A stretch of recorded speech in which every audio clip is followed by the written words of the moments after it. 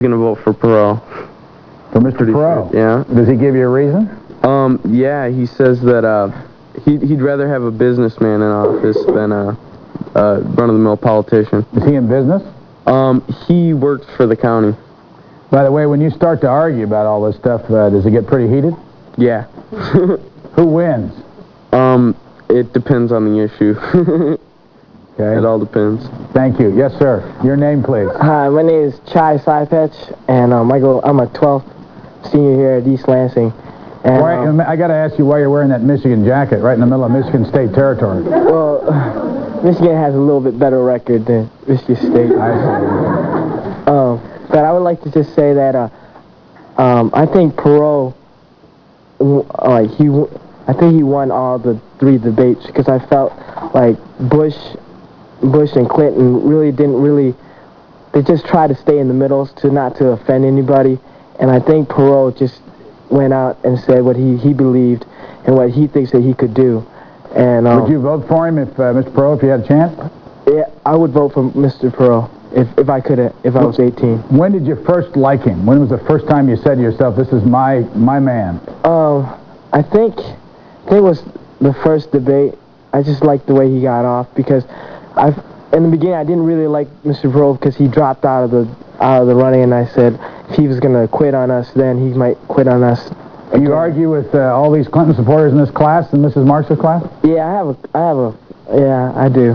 Yeah. What points do you try to make all the time? I mean, how do you try to argue them over to your side?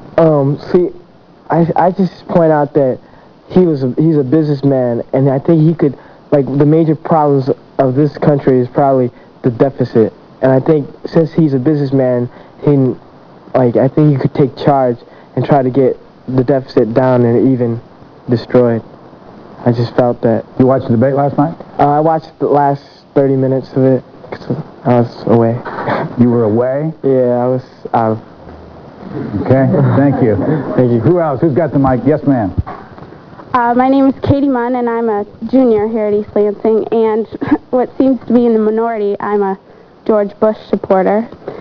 And I just feel that because of his political background and his experience in politics that he'd be a better president than Bill Clinton. Did these debates at all mean anything to you?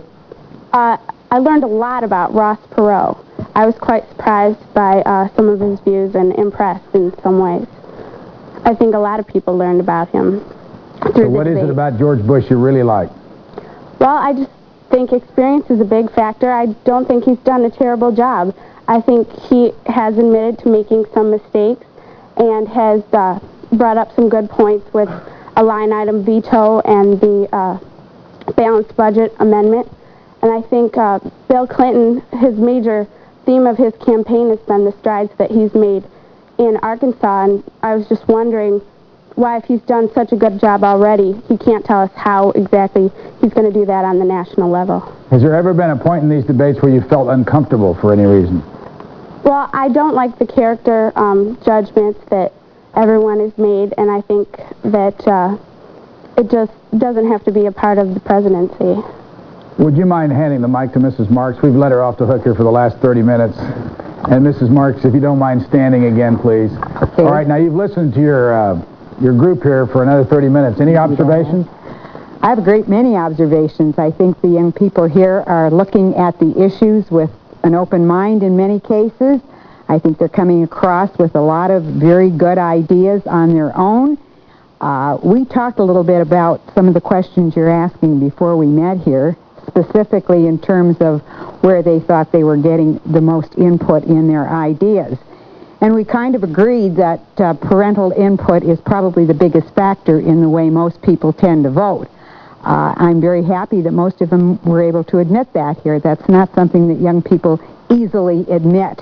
Do you have any technique that you bring to the class to make sure they get all points of view in front of them?